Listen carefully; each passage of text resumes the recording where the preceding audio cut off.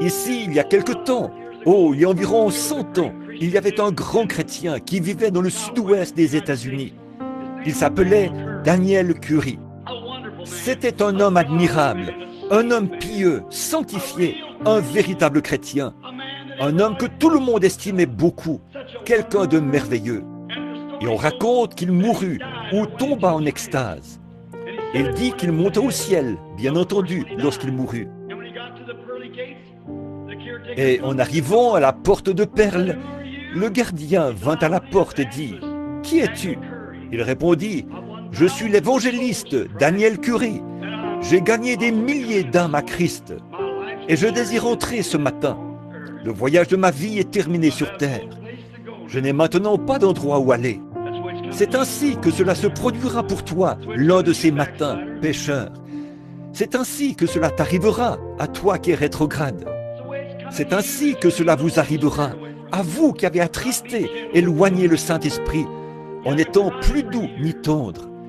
Cela fait des années que vous n'avez pas pleuré. Vous n'avez pas rougi depuis je ne sais combien de temps, et toute modestie vous a quitté, certainement. Mais cela va venir à votre porte un de ces matins. Et alors que le doux Saint-Esprit vient frapper, pourquoi ne le laissez-vous pas simplement entrer? Donc, lorsque Daniel Curie arrive à la porte, ils vinrent et dirent « Nous allons voir si votre nom figure ici. » Ils cherchèrent partout et ne purent trouver aucun nom. Ils dirent « Non, il n'y a pas de Daniel Curie ici. » « Oh, dit-il, certainement, je suis un évangéliste. J'ai gagné des âmes à Christ. J'ai essayé de faire ce qui est juste. » Le gardien dit « Monsieur, je suis désolé de vous le dire, mais il n'y a pas de Daniel Curie ici. Je vais vous dire ce que vous pourriez faire. Nous n'avons pas le droit ici de nous occuper de votre cas. Mais voulez-vous présenter un recours? Vous pourriez recourir lors du jugement du trône blanc, si vous le désirez. Mais dit-il, nous ne pouvons pas du tout vous faire miséricorde ici, parce que nous n'avons pas votre nom. Il n'y a pas de grâce pour vous. Désirez-vous faire appel pour votre cas? Il dit, Monsieur, que puis-je faire d'autre que de faire appel pour mon cas? Le gardien répondit, Eh bien, vous pouvez aller au jugement du trône blanc et faire là appel pour votre cas. Daniel Curie dit qu'il se sentit voyager à travers l'espace pendant environ 1 heure. Il dit qu'il arriva à un endroit où cela devenait de plus en plus clair.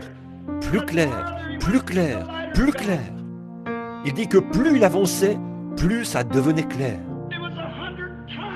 C'était 100 fois, des milliers de fois plus brillant que le soleil n'a jamais été.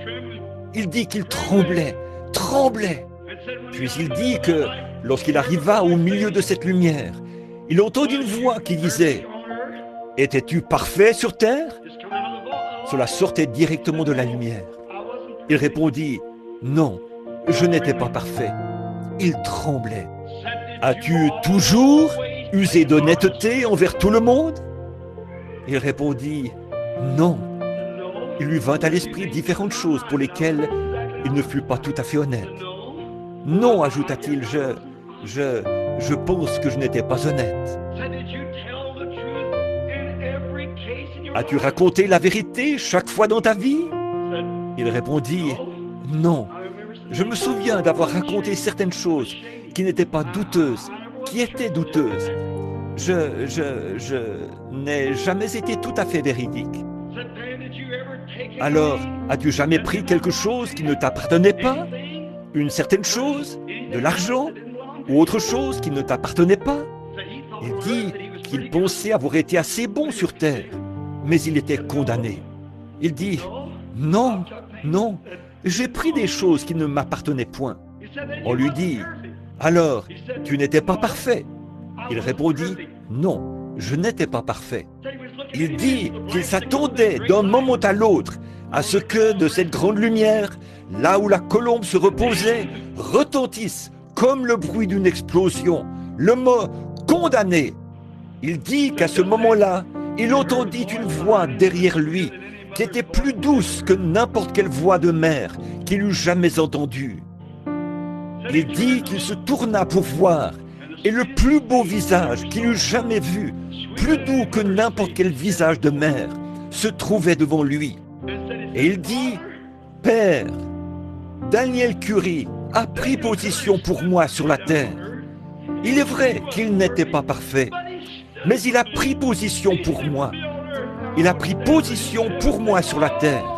Et maintenant, je vais prendre position pour lui au ciel. Prends tous ses péchés et mets-les sur mon compte. Qui va prendre position pour vous en ce jour-là, frère?